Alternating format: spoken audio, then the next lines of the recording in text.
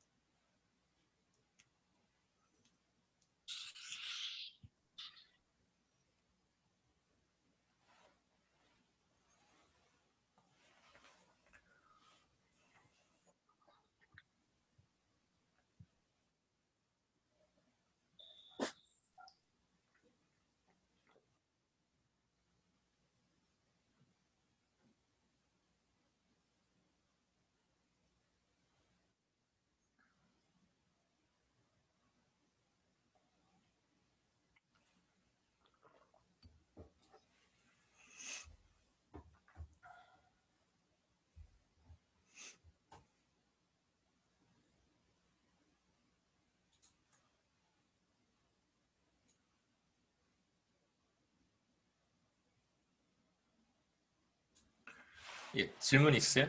잘 들리시죠?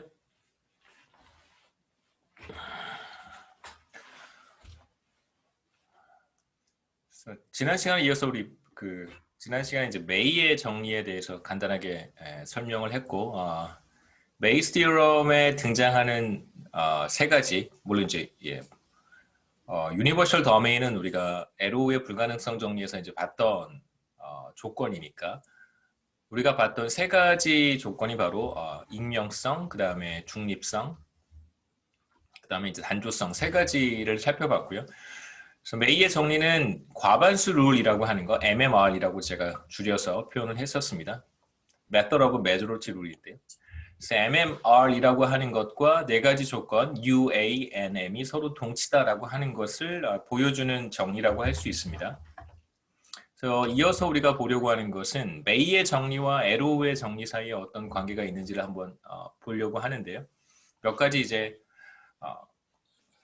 단계를 통해서 그리고 여기에서는 제가 하나 더 메이의 코롤러리도 하나 등장하는데요. 따름 정리라고 이야기를 하죠, 그렇죠? 네.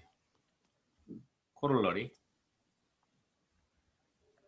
따름 정리도 제가 하나 소개를 하도록 하겠습니다. 우선 조건과 관련해서 자, 이런 조건이 있다고 한번 해보죠. A면 B다. 그 수학에서는 이런 조건을 이제 집합의 개념으로 설명하기도 하는데 이렇게 표현하기도 합니다. 그러니까 A에 포함이 되어 있는 모든 원소는 B에도 포함이 된다. 이렇게도 이해할 수 있겠죠. 이러한 조건문은 어떤 X가 집합 A에 포함이 된다면 이거 원소라는 뜻입니다. 어떤 엘러먼트 X가 집합 A의 원소라면 그렇다면 당연히 X는 이제 B의 원소이기도 하다. 이 말이고 이제 A면 B다 이렇게 얘기할 수 있고요. 그 다음에 부분 집합으로도 표현할 수 있습니다. 예를 들어서 모든 서울여대 학생은 대학생이다. 대학원생 빼고요. 서울여대 학생 중에 대학원생이 있는데요. 뭐 박사과정 학생도 있죠.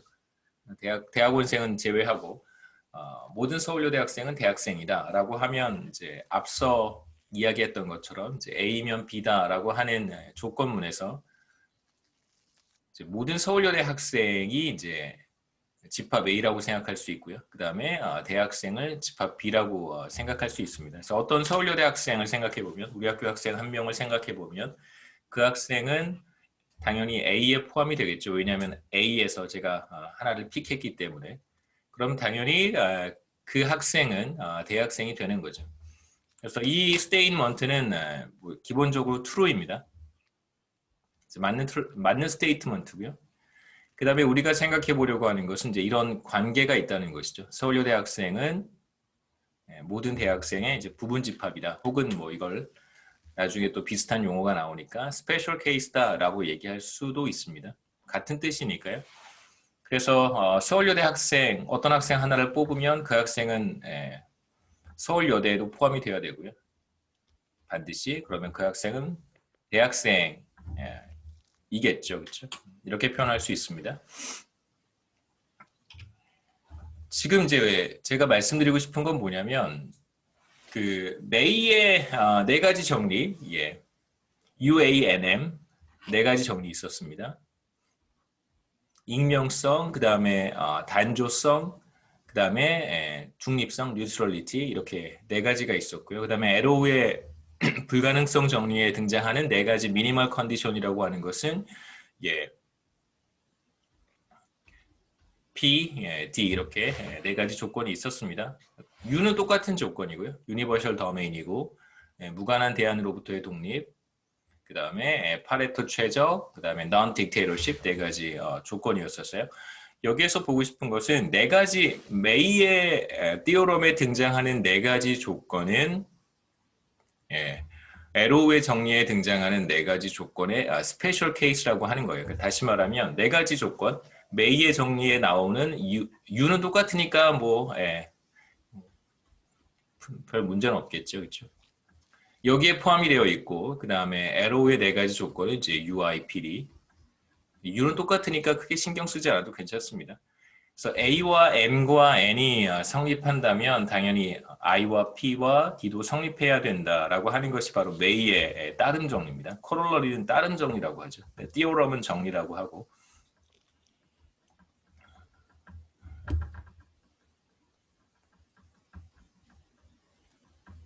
그래서 메이의 따름 정리는 뭐냐면 이제 메이의 띠오럼에 나타나는 네 가지 조건은 이제 에로우의 불가능성 정리에 나타나는 이제 조건들 UIPD의 스페셜 케이스다라고 하는 게 바로 메이의 따름 정리입니다. 그래서 A, M, N이 성립한다면 그럼 당연히 IPD가 성립한다 이렇게 얘기할 수 있고요. 다시 얘기하면 IPD가 성립한다고 해서 반드시 A, M, N이 성립하는 건 아닙니다. 그러니까 대학생이라고 해서 다 서울여대 학생은 아니잖아요. 그렇죠? 그래서 예를 들어서 에로우의 네 가지 조건은 그 메이의 네 가지 조건보다 조금 더 엄격한 개념이라고 생각해 볼 수 있고 에로우의 네 가지 조건 중에 하나를 우리가 픽해보면 그건 메이의 네 가지 조건을 충족하지 않을 수도 있습니다. 그래서 이런 관계를 한번 정리해 볼 수 있는데요. 제가 구체적으로 증명은 하지는 않을 거고요. 우리 과목의 뭐 목적은 아니니까. 첫 번째 메이의 조건 중에 익명성이라고 하는 것이 있었습니다. anonymity. 익명성이라고 하는 것은 non-dictatorship의 스페셜 케이스라고 생각할 수 있고요. 다시 말하면 anonymity가 성립한다면 그러면 non-dictatorship이 성립한다. 그래서 A라고 하는 조건보다 D라고 하는 조건이 더 크다고 생각해 볼 수 있고요. 그 다음에 두 번째는 메이의 조건 중에 뉴트럴리티가 있었는데 이 뉴트럴리티가 성립하면 에로우의 조건 가운데 I, 무관한 대안으로부터의 독립이 성립한다. 그래서 이렇게 생각해 볼 수 있겠죠. N은 IIR의 스페셜 케이스다 이렇게 얘기해 볼 수 있고 세 번째 메이의 조건에 나오는 이제 모노토니시티 단조성이라고 하는 것도 마찬가지로 에로우의 정리에 파레토 최적의 스페셜 케이스라고 생각하면 됩니다. P라고 하는 조건보다 더 엄격한 조건이라고 할 수 있겠죠. 그래서 U는 똑같은 조건이니까 따로 이야기하지는 않고요. 이 세 가지를 제가 다 증명하지는 않을 거고 그냥 간단하게 첫 번째만 한번 보시죠. anonymity가 과연 non-dictatorship, 그러니까 anonymity가 성립한다면 non-dictatorship이 성립하는가? 이건 간단하게 생각해 볼 수 있어요. 구체적으로 우리가 증명할 필요도 없고 이걸 증명하는 어떤 명제죠. 스테이트먼트를 증명하는 방법은 여러 가지가 있는데 가장 스탠다드한 방법은 여기 있는 모든 anonymity라고 하는 집합 A라고 하고 non-dictatorship이라고 하는 집합을 B라고 한번 해보죠. 수학과에 집합론이라고 하는 과목이 있는데 set theory라고 하는 과목이 있는데 그런 과목을 들어보시면 이런 이제 명제라든가 혹은 집합 증명하는 그런 엑서사이즈를 많이 합니다. 그래서 어떤 이제 X를 우리가 생각해 볼 수 있는데 이걸 증명하는 몇 가지 방법 중에 하나가 nanometer이라고 하는 집합에 포함이 될 수 있는 가능한 모든 X에 대해서 이게 성립하면 이게 성립한다라고 하는 걸 보이는 게 증명하는 하나의 방법이고요. 그 다음에 이제 조금 더 제 생각에는 저는 개인적으로 더 쉽게 생각하는 방법이 뭐냐면 이렇게 접근하는 거죠. 그렇죠? 자, B가 성립하지 않는다고 한번 해보자. 그러니까 이 non-dictatorship이 성립하지 않는다고 한번 해보자. 일종의 니게이션입니다. 이걸 부정해 보는 거죠. 다시 말하면 지금 우리가 nanometer이라고 하는 집합에 어떤 것이 들어가 있으면 그것은 non-dictatorship에 반드시 포함이 되어야 한다라고 하는 이야기를 하고 있는데 D에 포함이 되어 있지 않다고 하면 이제 바깥에 있는 거잖아요. 이렇게 바깥에 있는 것들, 이 바깥에 있는 것들을 한번 생각해 보자라고 말을 하는 것이나 non-dictatorship이 성립하지 않는다고 한번 해보자, negate 하는 것이나 사실은 같은 뜻입니다. 이 바깥에 있는 것들을 우리가 생각해 보면 반드시 A에 들어갈 수가 없겠죠. D라고 하는 것은 A보다 더 큰 집합이기 때문에 그래서 우선 non-dictatorship을 부정해 보는 거예요. 성립하지 않는다고 한번 해보자 라고 하고 nanometer는 성립한다고 가정을 하는 것이죠. 얘는 그렇다라고 가정을 하고요. non-dictatorship은 이제 부정해 보는 거예요. 그렇다면 모순이 발생을 해야 됩니다. 그림에서처럼 dictatorship이 성립하지 않는다고 했으면 이 바깥에 있는 것들만 우리가 생각을 해야 되는데 당연히 이것들과 A는 서로 중복되는 게 없을 테니까요. 당연히 모순이 생기겠죠. 그래서 여기에서 우리가 엄마 전화 받으래. 네. 여기에서 이제 우리가 한번 해보고 싶은 것은 이제 non-dictatorship이 성립하지 않는다라고 한번 가정을 해보죠. 자, 그러면 누군가 딕테이터가 존재한다는 뜻입니다. 그러니까 에로우의 불가능성 정리에서 딕테이터가 존재하고요. 딕테이터는 사실상 에로우의 불가능성 정리에서 딕테이터의 선호가 다 더미네이트 해버리는 거잖아요. 다른 사람의 선호가 어떻든, 선호의 순서가 어떻든 상관없이 이제 딕테이터의 선호가 그룹의 선호가 되는 것입니다. 그러니까 반드시 딕테이터가 존재한다면 딕테이터가 누군지 반드시 알고 있어야 돼요. 그러니까 딕테이터가 존재한다는 그 사실만 우리가 알고 있다. 그런데 딕테이터가 누군지 모른다라고 하면 그럼 딕테이터가 그룹의 선호를 결정한다고 말할 수가 없는 거죠. 그러니까 딕테이터의 선호를 반드시 알고 있어야 됩니다. 누가 딕테이터인지 알고 있어야 되고 그 사람의 선호가 바로 그룹의 선호가 되기 때문에 자, 그렇다면 우리가 앞서 얘기했던 것처럼 nanometer는 과연 성립하는 것인가? 성립하지 않는 것이죠. 그러니까 nanometer는 성립하고 non-dictatorship이 성립하지 않는다라고 하면 그건 그 자체가 모순이 되는 거예요. non-dictatorship이 성립하지 않는다고 하면 그렇다면 nanometer도 성립해서는 안 됩니다. 기본적으로 이런 것도 있죠. 그렇죠? A면 B다와 동치가 뭐냐면 equivalent한 게 not B면 not A다라고 하는 거잖아요. 그렇죠? 이것은 뭐 스테이먼트에 대한 이야기에서 배우셨을 거라고 생각합니다. 당연히 B가 성립하지 않으면 A도 성립하지 않아야 돼요. 근데 B가 성립하지 않는다고 하고 A가 성립한다고 말을 하면 그럼 그때 이제 모순이 발생하는 것입니다. 이 경우에. 그래서 우리가 딕테이터십을 허용하게 되면 당연히 nanometer는 성립하지 않는다고 볼 수 있죠. 그래서 뭐 세 가지 앞서 돌아가 보면 세 가지 간단한 뭐 제가 설명해 드렸는데 이 세 가지를 다 증명하진 않았지만 첫 번째는 어떻게 작동하는지 우리가 어렵지 않게 생각해 볼 수 있습니다. 나머지 둘은 뭐 제가 구체적으로 이야기하지 않아도 어느 정도 관계가 있을 거라는 추측은 해보실 수 있을 것 같아요. 정리를 해보면 우리가 지금까지 했던 얘기가 뭐냐면 물론 첫 번째 에로우의 불가능성 정리를 봤고요. 네 가지 미니멀 컨디션 이 충족되는 어떤 그룹의 선호라고 하는 것은 반드시 합리성 가정을 위배할 수밖에 없다.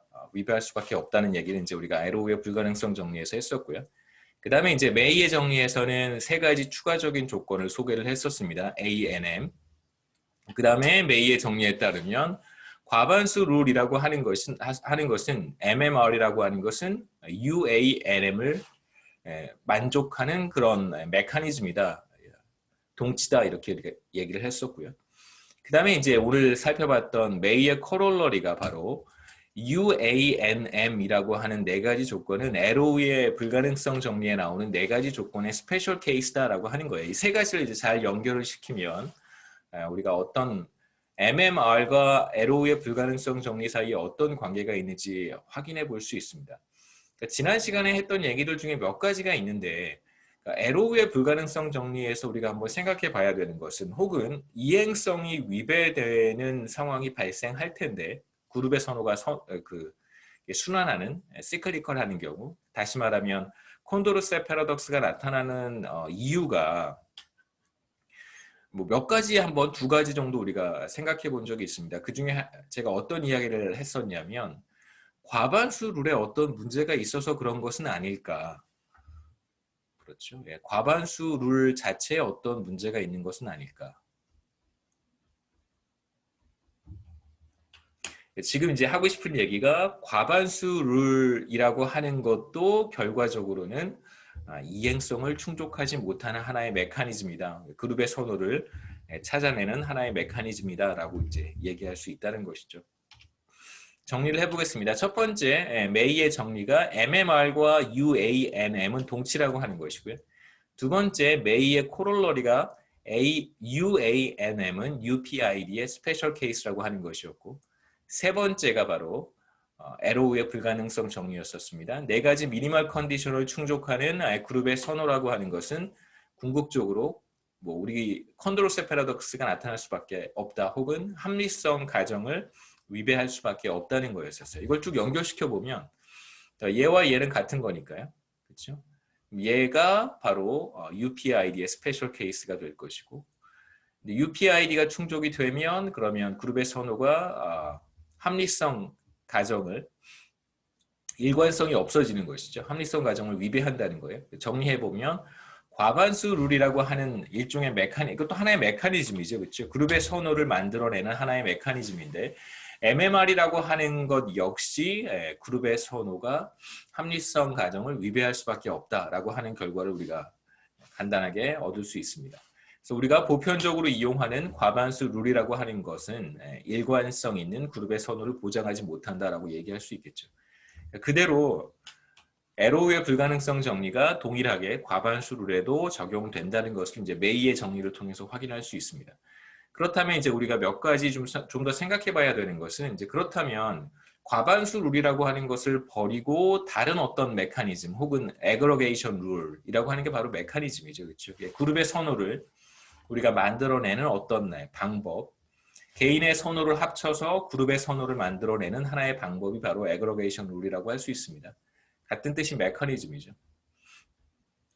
이런 메커니즘을 찾아야 되는지, MMR이라고 하는 걸 버리고 다른 걸 찾아야 되는 것인지, 아니면 조금 더 강한 어떤 조건들을 우리가 찾아봐야 되는 것인지, 방향은 두 가지입니다.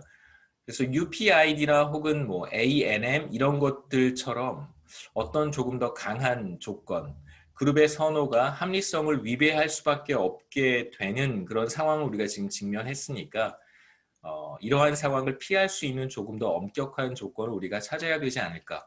두 가지 방향으로 생각해 볼 수 있는데요. 지금부터는 이쪽 방향으로 가지 않고 다른 메커니즘을 우리는 찾지는 않을 거고요.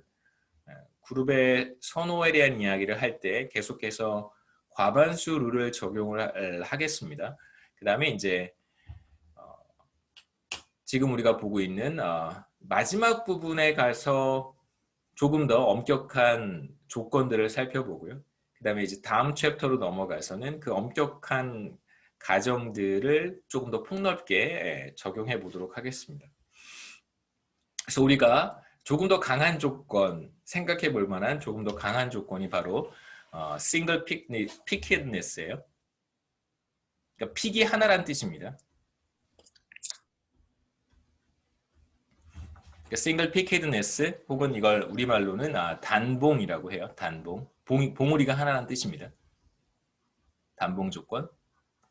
그래서 에로우의 불가능성 정리에 나오는 네 가지 미니멀 컨디션을 우리가 그대로 사용하게 되면 이제 그룹의 선호가 순환하는 문제 혹은 합리성 가정이 위배되는 문제가 생기니까 이러한 문제를 완화하기 위해서 조금 더 엄격한 조건을 사용을 할 것이고 그 엄격한 조건이 바로 단봉 조건이라고 하는 것입니다. 싱글 피켓드네스.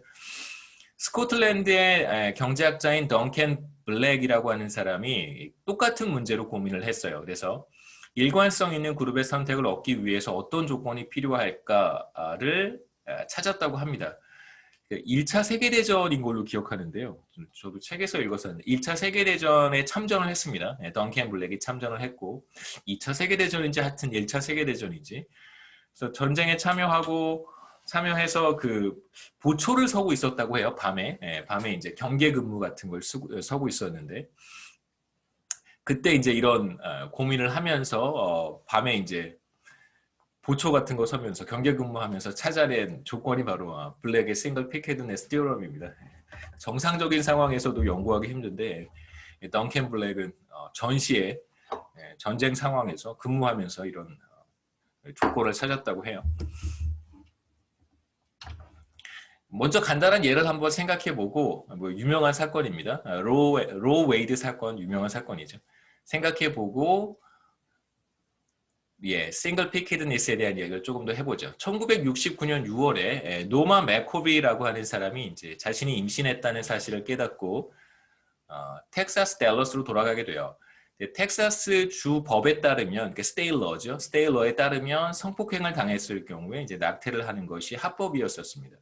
친구의 이런 어드바이스를 받고 낙태 시술을 받기 위해서 이제 병원을 찾았는데 경찰에 신고가 된 성폭행 사건이 있을 때에 이제 그 낙태 시술이 불법이 아닌 건데 당시에 이제 경찰에 신고된 성폭행 사건이 없다는 이유로 병원에서 시술이 거부가 되고요. 그다음에 이제 그 혐의로 경찰에 체포가 되었습니다. 맥코비가 이제 변호사를 선임을 했는데 변호사 이름이 이제 린다 커피와 세라 웨딩턴이라고 한 두 사람이고요. 이 사건은 이제 그 맥코비라고 하는 사람의 실명을 사용하지 않고 이 사람에게 이제 가명을 붙였어요. 죄인 로라고 하는 가명을 붙여서 이 사건이 이제 로 웨이드 사건으로 유명해졌습니다. 그래서 죄인 로라고 하는 가명을 붙여서 불법적 낙태를 범죄로 간주하는 것이 미국 헌법에 합치하지 않는다, 불합치하다라고 이제 텍사스 주 법원에 제소를 했습니다. 그럼 이제 그 주 법원을 상대로 이제 고소를 한 것이기 때문에 이제 법원을 디펜드하는 이제 변호사가 있어야 되겠죠. 그래서 텍사스 주 법원의 변호인 자격으로 출석한 사람이 바로 당시 그 댈러스 카운티의 검사인 헨리 웨이드예요. 이 사람이 이제 검사입니다. 검사가 이제 정부 변호인 자격으로 출석을 한 것이고요. 그래서 결국 로 웨이드 사건은 대법원까지 올라가게 되고 대법관의 판결 7대2로 낙태에 대한 여자들의 권리를 인정하는 판결을 당시에 이제 내렸습니다. 근데 그게 뭐 일종의 절충안이라고 할 수 있는데요. 대충 말씀드리면 뭐 자세한 얘기는 여러분 뭐 찾아보시면 금방 아실 것 같고 그다음에 이거와 관련한 뭐 지식을 많이 가지고 있는 학생들도 있겠죠. 대충 말씀드리면 6개월 이전까지는 낙태를 허용을 하지만 6개월 이후에는 낙태를 허용하지 않는다라고 하는 게 이제 대법원 판결이었습니다. 소송이 진행되는 동안에 결국 맥코비는 죄인 로라고 하는 가명을 썼던 그 맥코비는 아이를 출산하게 되고요. 소송이 끝난 이후에는 낙태에 반대하는 운동에 참여했다고 합니다. 여기에서 우리가 세 가지 가능한 대안을 생각해 볼 수 있어요. 세 가지 가능한 대안은 뭐냐면 그 여자들의 낙태라고 하는 건 여자들의 선택이기 때문에 이것을 존중해 주어야 한다라고 하는 하나의 대안. 이걸 이제 우리가 프로초이스라고 부르고요. 그래서 낙태는 여자들의 선택이고 이 선택이 존중되어야 하기 때문에 낙태가 허용되어야 한다라고 주장했던 사람들의 그룹, 이 그룹을 우리가 프로초이스라고 부르고요. 그다음에 이제 반대로 여자의 선택보다는 사실 자신의 삶을 선택할 수 있는지 없는지조차 선택할 수 없는 아이의 생명이 존중되어야 한다라고 하는 견해, 이러한 이제 주장을 했던 사람들의 그룹, 프로-라이프라고 이제 이야기할 수 있고요. 그다음에 이제 이 두 가지 대립되는 견해와 견해가 아닌 또 다른 견해를 갖고 있는 사람들도 있겠죠. 그래서 그러한 사람들, 프로-라이프도 아니고 지지하지 않고 프로-초이스도 지지하지 않는 사람들이 반드시 있겠죠. 이러한 사람들은 우리가 뭐 타협이라고 한번 불러보겠습니다. 절충안 혹은 타협, 절충, 컴프로마이즈죠, 그렇죠? 자, 이렇게 세 그룹의 혹은 세 가지 대안 혹은 세 그룹의 사람으로 나누어 볼 수 있을 거예요. 세 가지 대안이라고 한번 해보죠. 이게 하나가 프로-초이스, 프로-라이프, 그 다음에 뭐 컴프로마이즈 이렇게 생각해 보는 거죠. 프로-라이프, 프로-초이스, 컴프로마이즈. 그러면 아까 말씀드렸던 것처럼 이제 프로-초이스를 지지하는 사람들이 있을 텐데 이 세 가지 대안 중에 프로-라이프, 프로-초이스, 컴프로마이즈 중에서 프로-라이프를 주장하는 사람들의 선호 순서는 어떨까 생각해 보면 당연히 프로-라이프니까요. 프로-라이프를 가장 선호할 것이고 그 다음에 프로-초이스를 가장 싫어할 것이다 라고 생각해 볼 수 있습니다. 그 다음에 이제 컴프로마이즈가 그 중간에 오겠죠. 그래서 선호 순서는 생명, 타협, 선택 이렇게 얘기해 볼 수 있고 반대로 프로-초이스를 주장했던 사람들은 당연히 선택을 가장 좋아할 것이고 대립되는 견해인 그러니까 프로-라이프를 지지하는 이 라이프 생명을 가장 좋아하지 않을 거예요. 그 다음에 타협은 중간에 오겠죠. 그래서 가장 선호하는 것은 선택, 그 다음에 타협, 그 다음에 가장 싫어하는 것은 생명 이렇게 얘기해 볼 수 있습니다. 그 다음에 마지막으로 이도 저도 아닌 사람, 그런 사람은 당연히 타협을 가장 좋아할 것이고요. 이 사람들은 두 그룹이 있을 거예요. 타협을 가장 선호하지만 가장 싫어하는 것이 생명인 사람도 있을 것이고 가장 싫어하는 대안이 선택인 사람들도 있을 거예요. 그래서 나머지 그룹의 세 번째 그룹의 사람들은 이러한 선호 순서를 가질 수도 있고 뭐 이러한 선호 순서를 가질 수도 있을 거예요. 그래서 크게 이런 이제 선호 순서를 우리가 생각해 볼 수 있는데 여기에서 한번 주목해 봐야 되는 것은 뭐냐면 타협이라고 하는 컴프로마이즈라고 하는 대안입니다. 그러니까 프로-라이프를 주장하는 사람도 타협이라고 하는 것을 제일 싫어하지 않고요. 프로-초이스를 주장하는 사람들도 타협이라고 하는 것을 제일 싫어하지 않아요. 그 다음에 당연히 프로-라이프도 아니고 프로-초이스도 아닌 사람들은 당연히 타협을 제일 좋아하니까 이 그룹에 있는 사람들도 타협을 제일 싫어하지 않습니다. 그러니까 타협이라고 하는 것은 그 어떤 그룹에서도 가장 싫어하지 않는 대안이에요. 어느 누구도.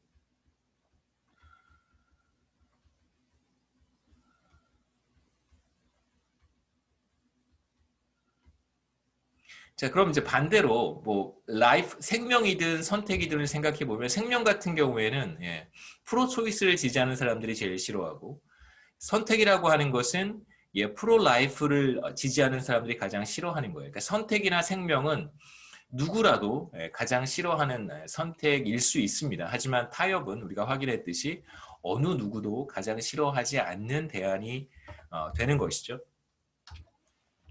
간단하게 정리했습니다. 낙태 금지를 주장하는 사람들 프로-라이프, 그 다음에 낙태 허용을 주장하는 사람들 프로-초이스, 그 다음에 이것도 저것도 아닌 그런 사람들 세 가지 보면 타협은 가장 나쁜 대안은 아니라는 거예요. 가장 싫어하지 않는 대안, 가장 싫어하는 대안에 들어가지 않는다는 뜻입니다. 그래서 이 경우에 어떤 대안이 그 누구에 의해서도 가장 미움을 받지 않는다면 그러면 이 경우에 그룹의 선택은 그룹의 선호예요. 죄송합니다. 그룹의 선호는 이제 순환하지 않겠죠, 그렇죠? 이행성을 충족할 수 있습니다. 바로 이게 블랙의 덩컨 블랙의 싱글 피켓니스 티오럼이라고 할 수 있어요. 간단하게 한번 정리를 해보겠습니다. 선택해야 하는 대안들을 모아놓은 집합을 A라고 부르고 그 다음에 이제 멤버들을 모아놓은 집합을 G라고 한번 그룹이에요. A는 alternative고 G는 그룹을 가리키는 이니셜이라고 생각해 보면 되겠죠. 그러니까 블랙의 싱글 피켓드네스 디어럼이라고 하는 것은 뭐냐면 집합 A로부터 대안들이 얼터네이티브들이 들어있는 A로부터 세 가지 대안을 뽑았을 때 그룹의 모든 멤버들 그 누구도 가장 싫어하지 않는 대안이 세 개 중에 하나 있다면 아까처럼 타협, 컴프로마이즈와 같이 그렇다면 과반수 룰을 통해서 이행성을 충족하는 그룹의 선호를 얻을 수 있다는 것입니다. 우리가 오늘 시작할 때 봤던 얘기는 뭐냐면 과반수 룰이라고 하더라도 이행성을 충족하지 못할 수 있다는 거잖아요. 메이의 정리와 메이의 따름 정리, 그 다음에 에로우의 불가능성 정리를 다 엮어서 정리를 해보면 과반수 룰이라고 하는 것도 이행성을 충족하지 못할 수 있어요. 하지만 지금 우리가 보고 있는 블랙의 싱글 피켓드네스 디어럼은 그 어느 누구도 제일 싫어하지 않는 것이 존재한다면 세 가지 대안 중에 그렇다면 과반수 룰을 통해서 과반수 룰은 그룹 선호의 합리성을 보장해 줄 수 있는 그런 메커니즘이 될 수 있다라고 하는 게 바로 블랙의 싱글 피켓드네스 디어럼입니다.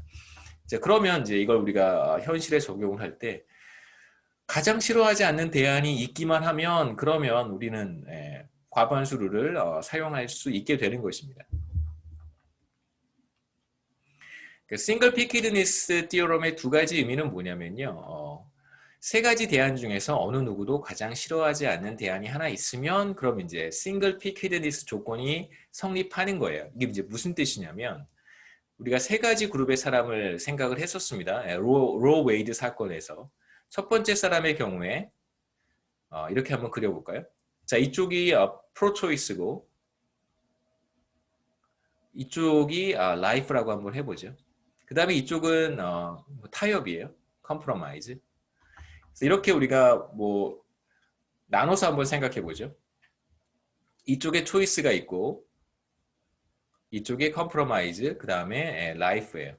그러면 프로 초이스를 지지하는 사람들의 경우에 가장 좋아하는 게 초이스니까 그러니까 이걸 그러니까 초이스에 따른 효용이 가장 크다고 생각해 볼 수 있고요.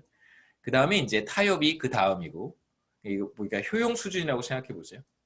세로 축은 효용 수준, 유틸리티.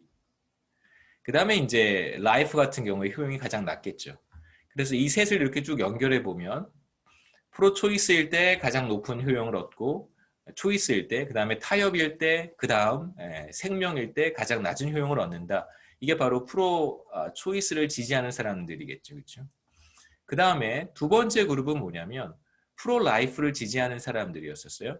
마찬가지로 선택, 타협, 생명이라고 했을 때 이 사람들은 당연히 뭐 생명이 채택이 되면 가장 높은 효용을 얻을 것이고 그 다음에 타협 순서가 이렇게 되겠죠. 선택 이런 순서를 갖습니다. 이렇게 연결해 볼 수 있고 그 다음에 세 번째 그룹의 사람은 이도저도 아니잖아요. 타협이 제일 좋은 사람들입니다. 타협 그 다음에 선택, 생명 타협이 가장 좋고요. 뭐 어떤 사람은 선택이고 어떤 사람은 생명일 수도 있고 어떤 사람은 선택이고 생명일 수도 있겠지만 여기서 중요한 건 두 번째가 뭔지 상관없이 이런 형태를 가질 거라는 거예요. 이렇게. 이 세 가지 그림에서 우리가 공통적으로 확인할 수 있는 게 뭐냐면 보시면 첫 번째 프로 초이스를 지지하는 사람의 경우 프로 초이스죠. 경우에 보시면 이게 가장 높아요. 그러니까 픽이 하나라고 할 수 있겠죠. 그렇죠? 픽이 하나예요. 원 픽이에요. 이쪽이 가장 높습니다. 그 다음에 프로 라이프의 경우에도 여기가 원 픽이에요. 픽이 하나예요. 그리고 세 번째 타협을 가장 좋아하는 사람의 경우에도 여기 픽이 하나죠. 그렇죠? 그러면 픽이 두 개인 경우가 어떤 경우일까 생각해 보시면 이런 경우가 픽이 두 개라고 할 수 있어요. 선택과 생명, 그 다음에 타협인데 예를 들면 이런 게 픽이라고 할 수 있습니다. 픽이 두 개라고 할 수 있어요. 그러니까 타협을 가장 싫어하는 사람의 경우에는 지금 선택도 하나의 픽이 되는 거고요. 그 다음에 생명도 이제 하나의 픽이 되는 것이죠. 이제 이런 경우에는 싱글 피키드네스 조건이 만족하지 않는 경우예요. 그러니까 이런 선호 순서를 가지고 있다면 뭐 선택이 제일 좋든 생명이 그 다음 좋든 아니면 생명이 제일 좋고 선택이 그 다음 좋든 상관없이 타협이라고 하는 것을 제일 싫어하는 사람이 있다면 그럼 이 사람은 지금 이러한 선호 순서를 갖기 때문에 픽이 두 개라고 할 수 있겠죠. 그러니까 이러한 사람이 존재하면 그룹 안에 이런 사람이 존재하면 이제 싱글 피키드네스 조건이 성립하지 않는다라고 볼 수 있습니다. 그래서 세 가지 대안 중에 어느 누구도 가장 싫어하지 않는 대안이 하나 있다면 지금 이 그림에서처럼요. 타협이라고 하는 게 존재하잖아요. 그렇다면 세 사람의 선호를 이렇게 그림으로 그려봤을 때 다 픽이 하나예요. 프로 초이스도 픽이 하나고 프로 라이프도 픽이 하나고 그 다음에 타협도 픽이 하나예요. 그렇기 때문에 싱글 피키드네스 조건이 성립한다라고 이야기하는 것입니다. 그리고 싱글 피키드네스 조건이 성립한다면 두 번째로 과반수 룰을 통해서 개인들의 선호를 합칠 때 빙글빙글 돌아가는 콘도로스의 역설이 나타나지 않습니다. 뭐 제가 싱글 피키드네스 티어럼을 증명하지는 않겠지만 기본적으로 우리가 유추해 볼 수 있는 결과는 이제 이렇다는 것이죠. 합리성이 충족이 될 테니까. 여기까지가 우리가 지금 하고 싶었던 7장의 내용이고 이제 8장으로 넘어가서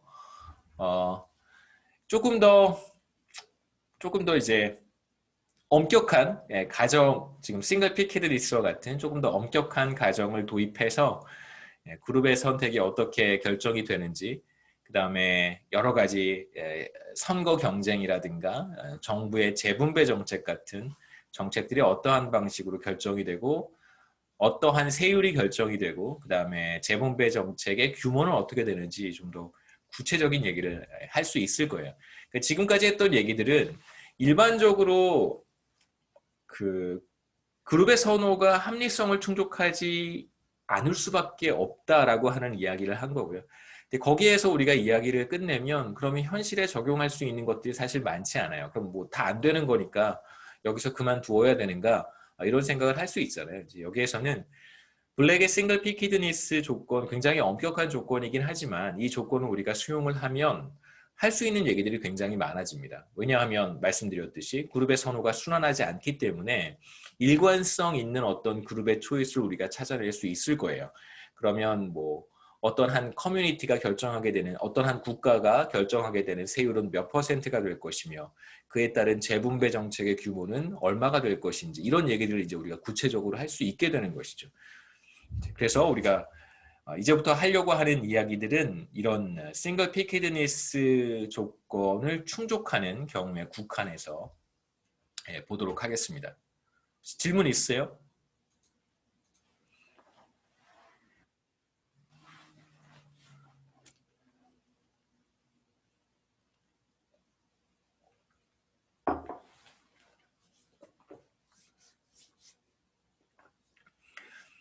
예, 8장은 7장에서 했던 얘기 말씀드렸듯이 매우 제한적인 경우에 우리가 국한해서 대체로 싱글 피키드니스가 성립하는 경우에 한해서 우리가 정치 경제학의 이슈들을 조금 보도록 하겠습니다. 8장의 제목은 Spatial Models of Majority Rule이고요. Spatial Models는 그냥 공간 모형이라고 제가 번역을 했습니다.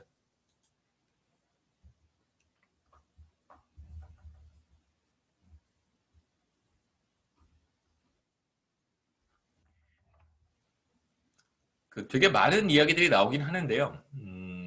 한번 제가 간단하게 이걸 소개하겠습니다.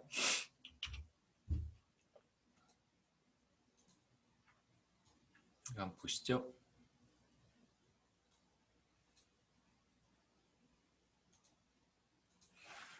보시면 이제 왼쪽에 뭐 같은 챕터 8 슬라이드고요. 왼쪽에 보시면 우리가 여기서 하려고 하는 것들이 쭉 정리가 되어 있는데 첫 번째가 스페이셜 마들이고 공간 모형에 대한 간단한 소개를 제가 할 거고 그 다음에 미디언 보터 티오럼이 나와요. 이런 게 있습니다. 미디언 보터 티오럼 중위 투표자 정리라고 하는 이야기를 조금 하고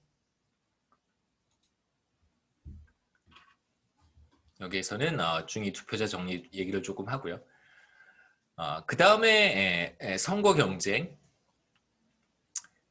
뭐 여기 이제 유권자들이 나오고 뭐 후보들이 캔디데이트이 등장하고 그 다음에 이제 유권자들이 나오고 조금 더 포멀한 형태의 모형들을 제가 여기에서 설명을 하고요. 그 다음에 이제 마지막에 몇 가지 뭐 현실적인 이야기들, 뭐 어차피 우리가 모형을 사용해서 이야기를 하지만 왜 어떤 경우에 그 재분배 정책이 제대로 이루어지지 못하고 또 어떤 경우에는 또 재분배 정책이 이루어지고 세율은 어떻게 결정이 되어지는지 뭐 이런 이야기들 마지막에 어플리케이션에서 좀 하도록 하겠습니다. 대충 이제 이렇게 8장은 구성이 되어 있고요.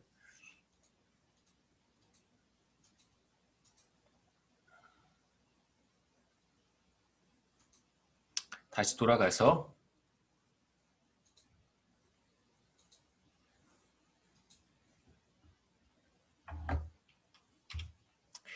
첫 번째 우리가 보려고 하는 건 스페이셜 모델스고 여기에서는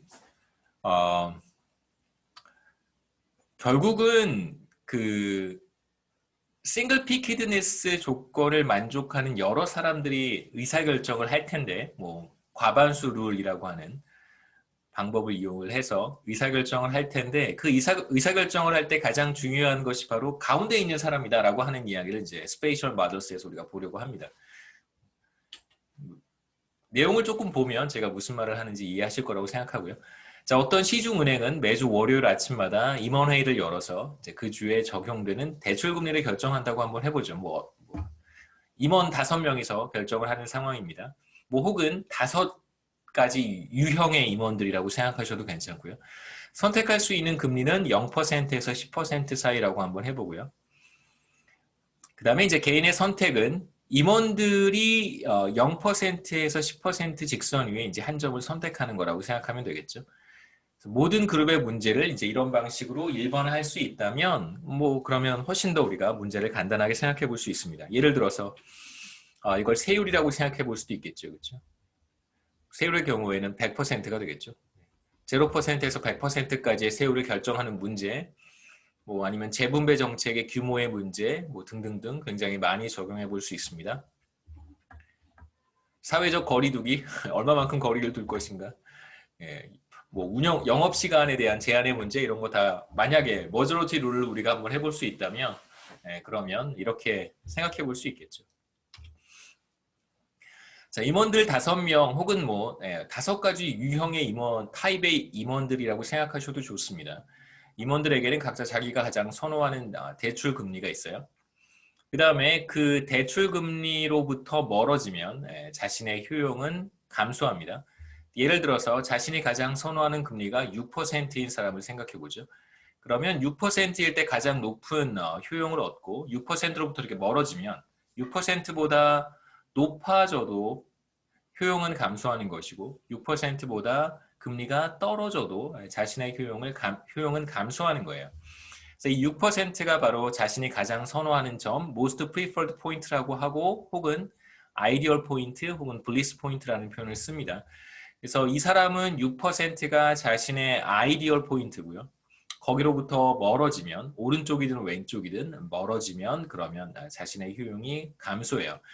제가 7장 마지막에 얘기했던 싱글 피키드니스가 바로 이 사람의 선호 형태라고 할 수 있습니다. 정확히 싱글 픽을 갖잖아요.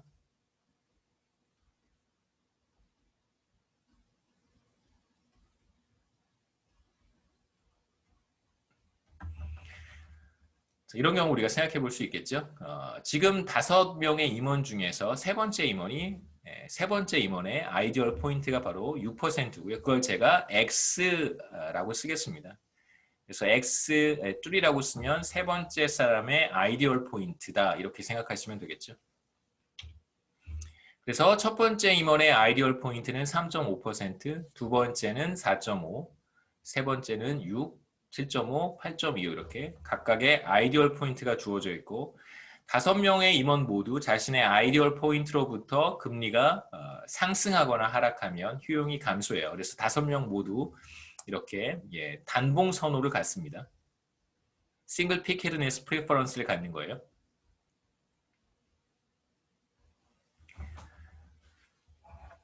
그래서 그림 이해하셨을 거라고 생각해요. 질문 있으세요? 혹시?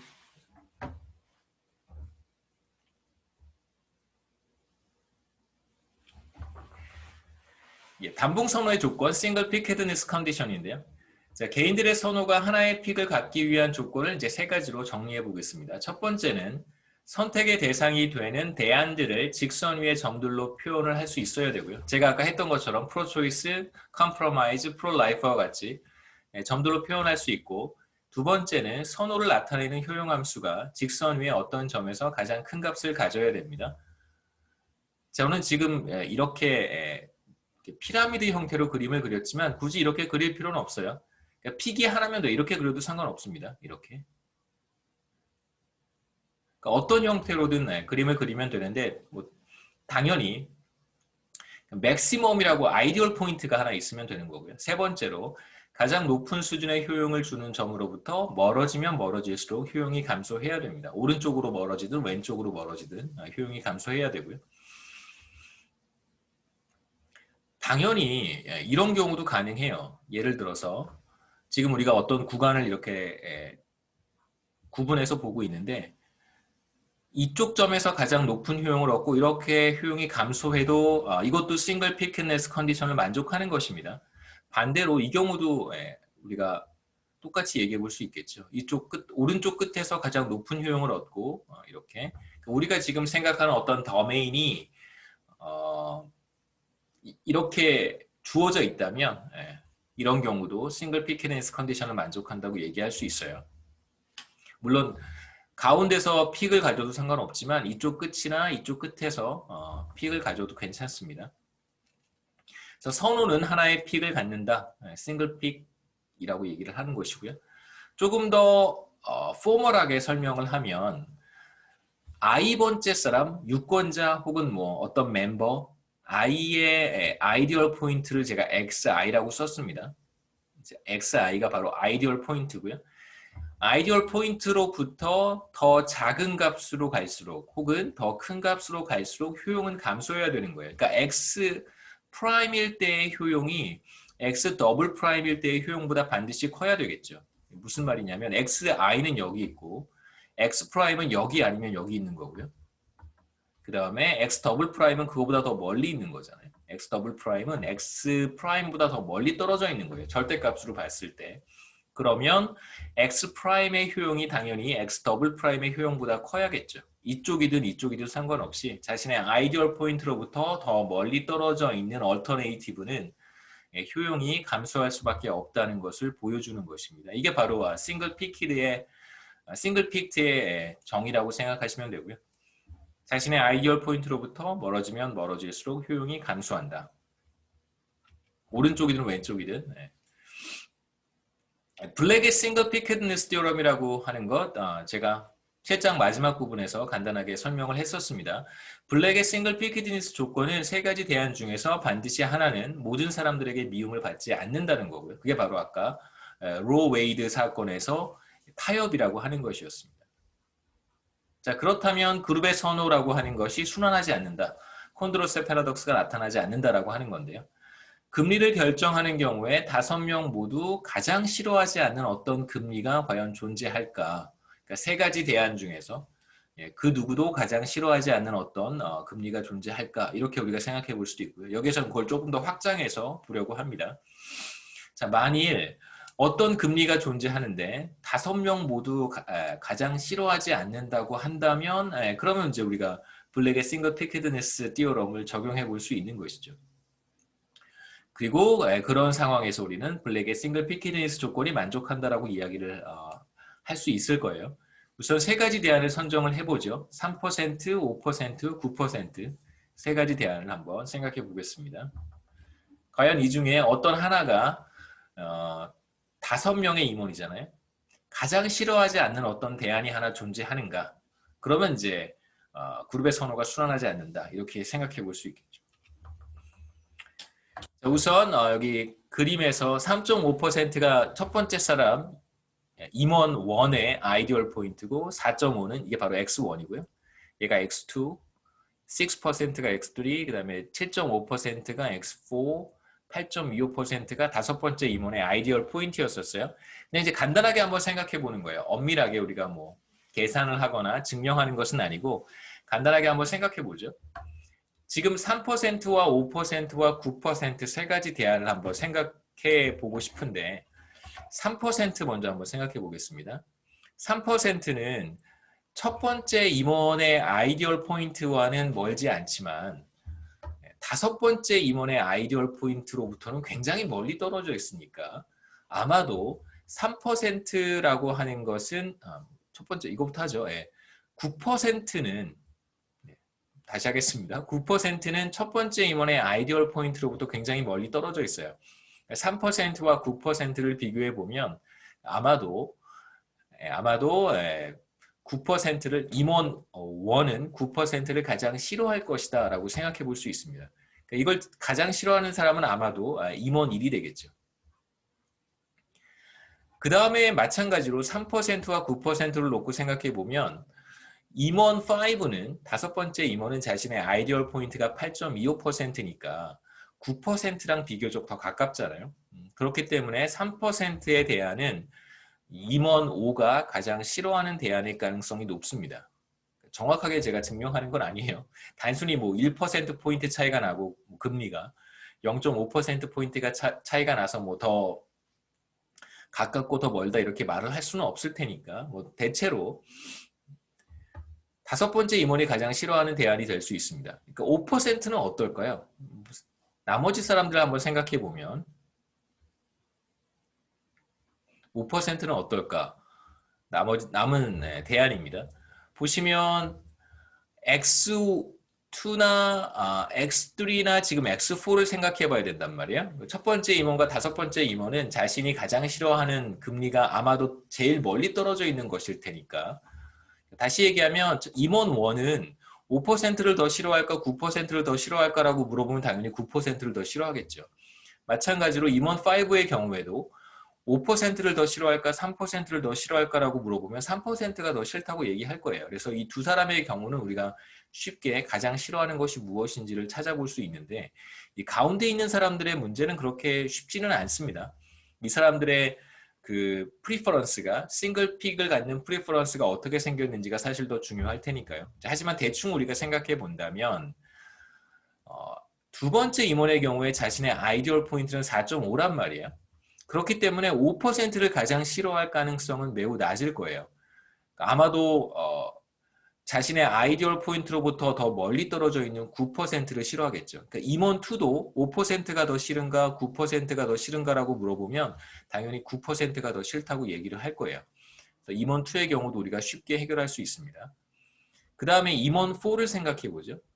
이 사람의 아이디얼 포인트는 7.5%니까 이 사람한테 5%가 더 싫은가 3%가 더 싫은가라고 물어보면 더 멀리 떨어져 있는 3%가 더 싫다고 얘기를 할 거예요. 그래서 우리가 네 번째 임원도 쉽게 해결할 수 있습니다. 그 다음에 세 번째 임원의 경우에도 이쪽으로 가면서 점점점 효용이 감소할 테니까 자신의 아이디얼 포인트는 6%예요. 5%가 더 싫은가 3%가 더 싫은가라고 물어보면 당연히 이 사람도 3%가 더 싫다고 얘기를 하겠죠. 그래서 간단하게 생각해 보면 5%를 가장 싫어하는 사람은 이 5명 중에 없습니다. 3%를 더 싫어하든가 9%를 더 싫어하겠죠. 그렇죠? 그래서 지금 우리가 7장에서 얘기했던 것처럼 세 가지 대안 중에서 그 누구도 제일 싫어하지 않는 가장 싫어하지 않는 대안이 존재한다면 그러면 싱글 피크니스 컨디션이 충족된다고 얘기를 했었습니다. 지금 5%가 바로 그러한 경우예요. 그러한 대안입니다. 그 누구도 제일 싫어하지 않는 대안이기 때문에 지금 우리는 싱글 피키드니스 조건이 충족된다라고 얘기를 하는 거예요. 그런데 실제로 그림에서처럼 제가 그림으로 그렸지만 그림에서처럼 실제로 사람들의 4페이지에서 사람들의 선호는 싱글 픽을 가져요. 그렇기 때문에 이제 우리가 그런 얘기를 할 수 있는 거죠. 자, 이제 새로운 개념인데 중위 투표자 정리에 대한 이야기를 하기 전에 잠시만요. 하기 전에 제가 majority win state이라고 하는 개념을 소개를 하겠습니다. 그 다음에 이제 중위 투표자 정리에 대한 이야기를 해보죠. median voter theorem은 중위 투표자 정리입니다.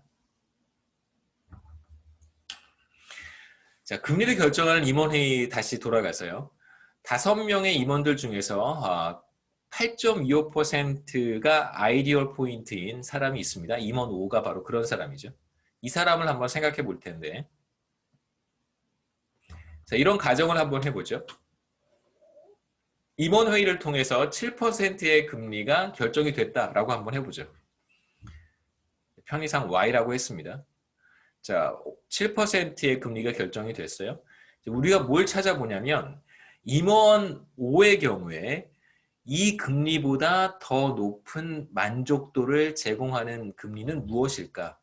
7%보다 더 높은 효용을 제공하는 금리.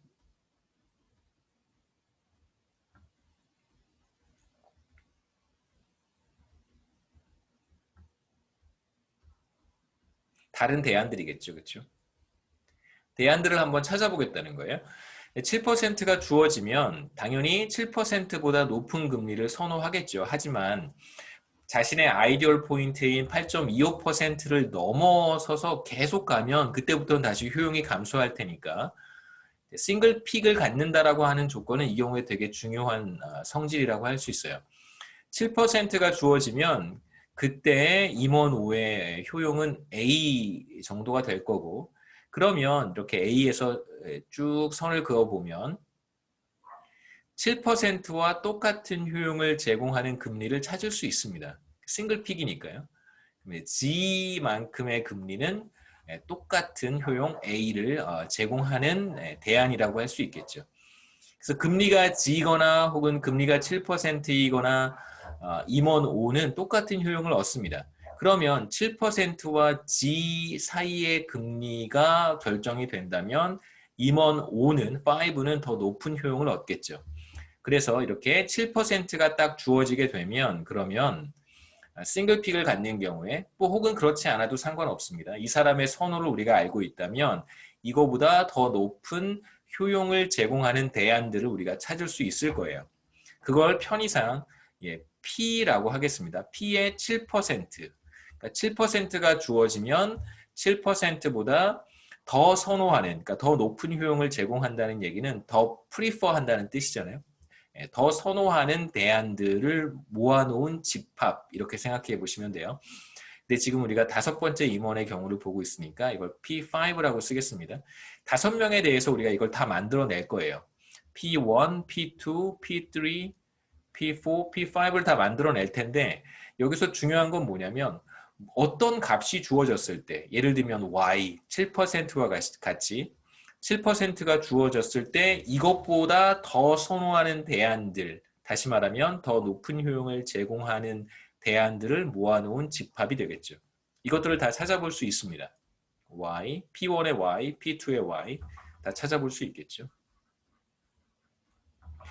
일단 우리가 5번째 임원의 경우에 생각을 하고 있으니까 Y가 주어졌을 때 Y보다 더 선호하는, 그러니까 5번째 임원의 경우에 Y보다 더 선호하는 대안들을 모아 찾아보면 바로 7%부터 G까지일 거예요. 그냥 Y랑 G를 그냥 포함시키겠습니다. 그래서 제가 여기 브래킷 이렇게 썼는데 이건 이제 7%가 포함이 된다는 뜻입니다. 그래서 뭐 무차별한 것까지 포함을 해서 큰 의미는 없으니까요. 뭐 포함을 시켜도 되고 포함을 안 시켜도 됩니다. 뭐 큰 의미는 없어요.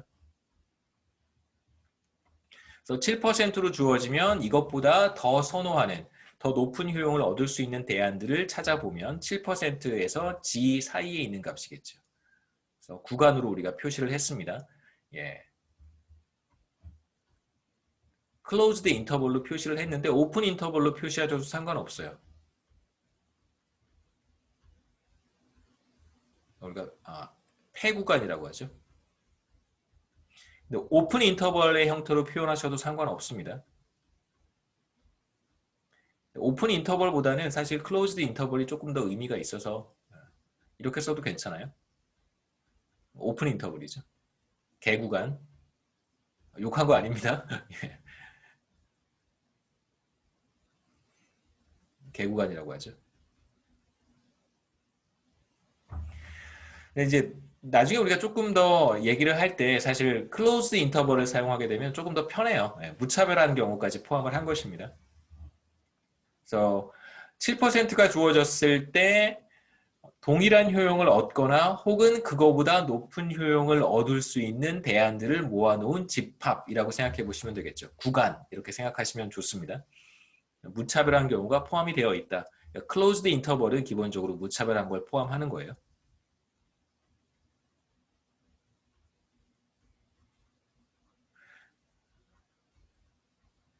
그러니까 별 차이는 없습니다.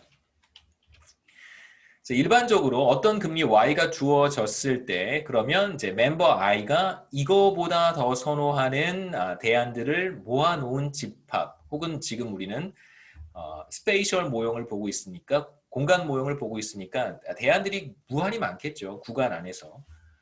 모아놓은 집합을 PI의 Y라고 이제 표현을 하겠습니다. 다섯 번째 임원의 경우에 우리가 7%에서 G%로 표시를 했고요. 자, 만약에 5.5%로 주어지면 어떻게 될까? 5명의 경우에 다 한번 찾아보도록 해보죠. 그림에서 할 수 있습니다. 5.5%로 주어졌을 때 첫 번째 사람이고요. 두 번째, 세 번째, 네 번째, 다섯 번째입니다. 5.5%가 주어지면 첫 번째 사람의 경우에 이렇게 5.5%가 주어지면 이 사람의 효용은 요만큼이겠죠. 그렇죠? 동일한 효용을 제공하는 더 낮은 수준의 금리를 찾을 수 있고 그 금리가 여기일 거예요. 그러면 5.5%에서 이 금리 사이에 있는 대안들은 당연히 첫 번째 임원이 더 선호하는, 무차별하거나 더 선호하는 대안이 될 거예요. 그걸 이제 P1의 Y라고 표시를 했습니다. 그래서 이 금리는, 여기 있는 금리들은 당연히 5.5%보다 임원 1의 입장에서 보면 5.5%보다 더 좋은 금리라고 할 수 있겠죠. 임원 1에게는. 마찬가지로 뭐 나머지는 여러분 다 하실 수 있을 거라고 생각하고요. 하나만 더 해보겠습니다. 임원 3 한번 해보죠. 이 사람의 아이디얼 포인트는 6%예요. 그런데 이제 5.5%로 주어지게 되면 이 사람의 효용은 이만큼이 됩니다. 동일한 효용을 제공하는 싱글픽이니까 프리퍼런스가 동일한 효용을 제공하는 금리를 찾아볼 수 있고요. 그때의 금리는 여기가 되겠죠. 그래서 5.5%와 이 금리, 동일한 효용을 제공하는 이 금리, 이 금리 사이의 대안들은 당연히 세 번째 임원이 무차별하거나 더 선호하는 것들이고요. 그걸 제가 P3의 Y로 표시를 했습니다. 그럼 첫 번째 사람의 경우, 두 번째 사람의 경우, 세 번째 사람, 네 번째 사람, 다섯 번째 사람의 경우에 어떤 대안 Y가 주어지면 이거보다 더 선호하는 대안들을 우리가 찾아볼 수 있다는 거예요. 이렇게 P1부터 P5까지 찾아봤습니다.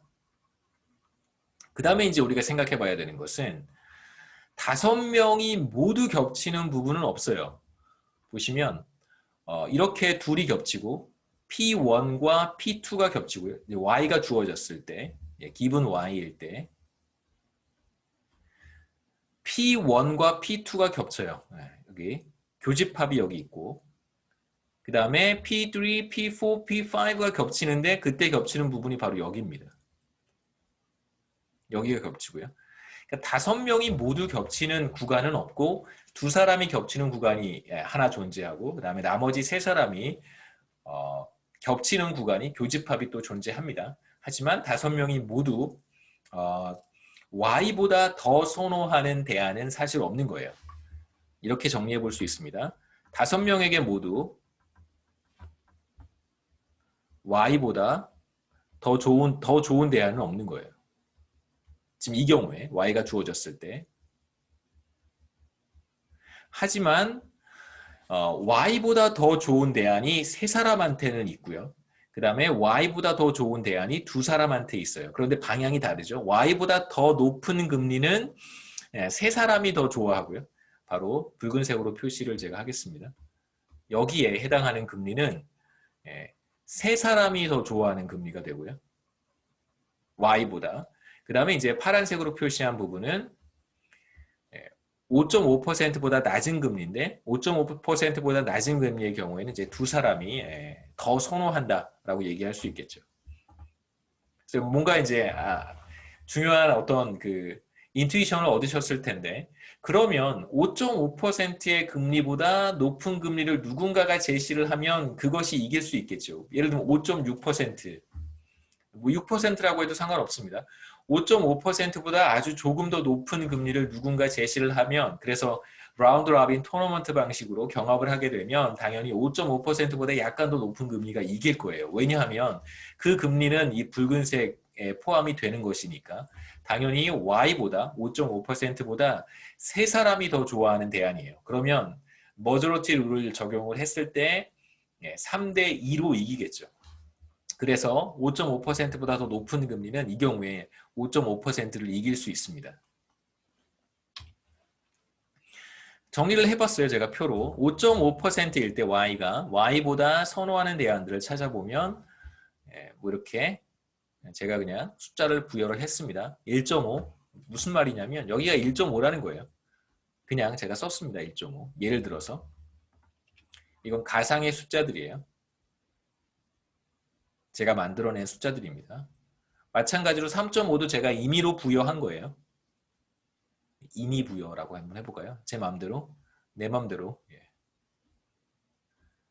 딱히 의미가 없어요. 그냥 제가 이 정도 되겠다 싶어서 적어 놓은 것입니다. 세 번째 사람의 경우에 6.5%, 9.5 다 제 마음대로 그냥 부여한 값이에요. 자, 보시면 5명 모두 겹치는 부분은 없어요. 하지만 5.5%보다 낮은 금리의 경우에는 두 사람이 더 좋아하고 5.5%보다 약간 높은 금리의 경우에는 세 사람이 좋아합니다. 그래서 여기 안에 있으면 이렇게 세 사람이 좋아할 거고요. 그 다음에 이쪽에 있으면 이렇게 두 사람이 좋아하겠죠. 자, 이제 현재 5.5%가 대안으로 거론되고 있지만 아직 확정은 되지 않았다라고 한번 해보죠. 이게 Y니까요. 혹시 질문 있어요? 여기까지?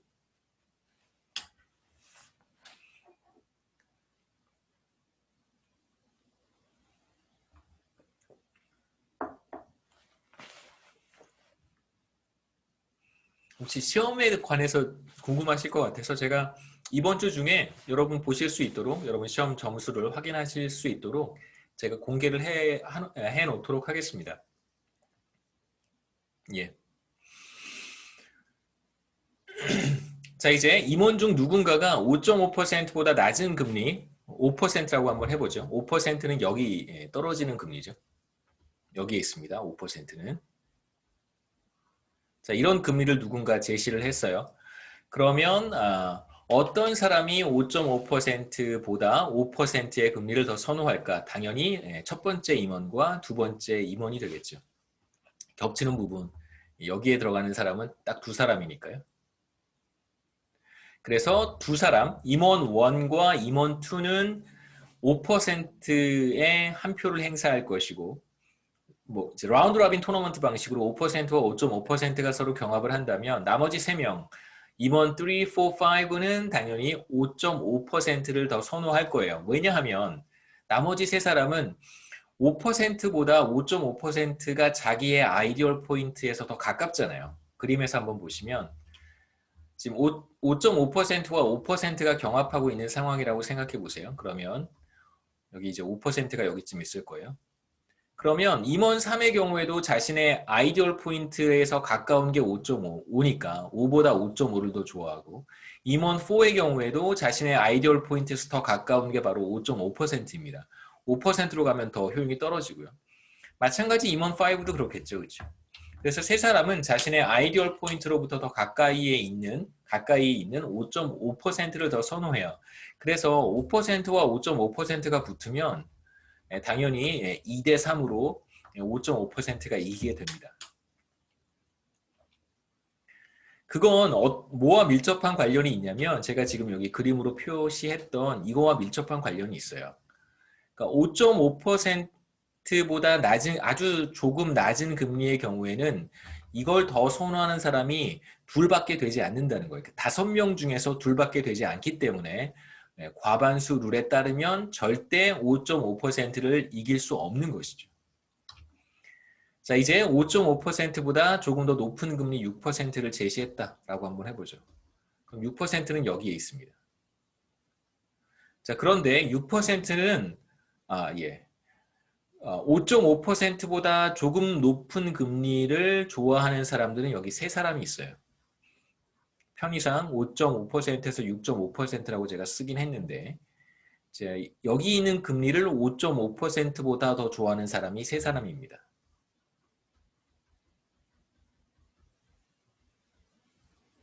조금, 아주 조금.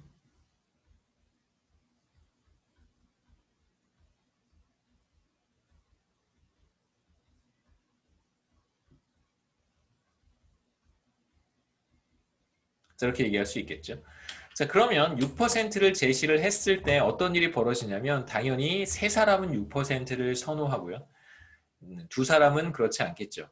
똑같은 논리가 적용이 됩니다. 자신의 아이디얼 포인트로부터 5.5%보다 6%가 더 멀기 때문에 임원 1과 임원 2는 5.5와 6%가 경합한다면 그럼 당연히 임원 1과 2는 5.5를 선호할 것이고 3과 4와 5는 임원들 6%를 선호하겠죠. 그래서 이 경우에는 라운드 로빈 토너먼트 방식으로 5.5와 6%가 경합을 하게 되면 그러면 6%가 이기게 됩니다. 그래서 과반수 룰로 6%가 5.5%를 이기게 되는 것이죠. 자, 이제 그림에서 과반수가 Y 5.5%보다 선호하는 금리가 과연 있을까? 당연히 있습니다. 어디냐면 바로 여기에요. 그러니까 P3, P4, P5가 겹치는 부분. 그러니까 3명 이상이 겹치는 5명 중에서 과반이 3이잖아요. 그렇죠? 7명이면 4가 될 거고 11명이면 6이 되는 거랑 똑같습니다. 지금 5명이니까 세 개의 집합이 겹치는 부분, 그러니까 P 3개가 겹치는 부분이 어디냐면 정확히 여기예요. 5개가 다 겹치진 않지만 과반이 겹치는 경우를 우리가 찾아볼 수 있습니다. 자, 그렇다면 여기에 있는 금리, 이 구간 안에 있는 금리는 반드시 5.5%를 이기게 되어 있어요. 뭐 무차별한 경우는 빼도록 하죠. 이기게 되어 있습니다. 그래서 P3Y 안에 있는 아무 금리를 제시를 해도 Y를 이기게 되는 것이죠. Y가 5.5%니까 Y를 과반수로 이길 수 있습니다. 그러면 5.5%보다 아주 조금 높은 금리를 제시하면 당연히 5.5%를 이길 수 있겠죠. 그래서 majority win set이라고 하는 것은 어떤 대안 Y가 주어졌을 때 과반수가 Y보다 선호하는 대안들을 모아놓은 것이 바로 Y의 majority win set이다 이렇게 얘기를 합니다. Y의 majority win set이다. 과반수가 Y보다 선호하는 대안들을 모아놓은 거예요. 자, 그렇다면 우리 그림에서 majority win, Y의 majority win set이 뭐냐면 정확히 P3Y가 되는 것이죠. 얘가 바로 Y의 majority win set이에요.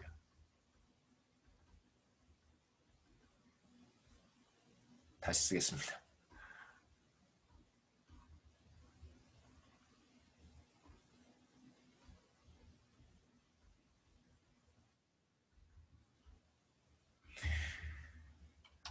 예. 그 다음에 이제 몇 가지 머저로티 윈셋에 대한 얘기를 좀 해야 되는데요. 머저로티 윈셋이 공집합인 경우, 공집합이 아닌 경우, 그러니까 머저로티 윈셋에 아무것도 안 들어가 있는 경우. 지금 이 경우는 지금 머저로티 윈셋이 P3Y니까 여기에 뭔가 들어있잖아요. 근데 이게 이제 공집합인 경우도 있습니다. 아무것도 들어있지 않은 경우. 그 다음에 이제 뭔가 들어있는 경우 우리가 결과가 어떻게 달라지는지에 대한 이야기는 이제 다음 시간에 이어서 하도록 하겠습니다. 여기까지 하면 좋을 것 같아요. 10시 10분 좀 넘었는데 질문 있어요? 여기까지? 오늘 여기까지 하겠습니다. 시간 맞죠? 우리 10시 15분까지?